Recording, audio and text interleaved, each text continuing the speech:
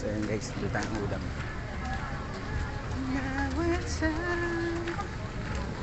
Anong ulam kaya ang masarap? Kabila tayo. Si Ali yata sana.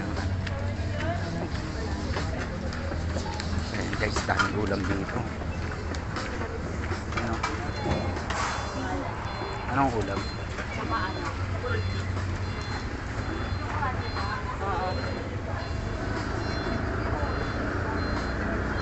Sisig, may mga matay. Ayun yung sa dulo.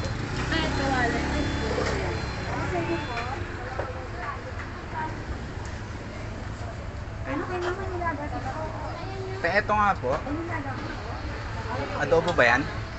Yan po. Tsaka pentoit kalamansi tayo, tsaka sili. Thank you.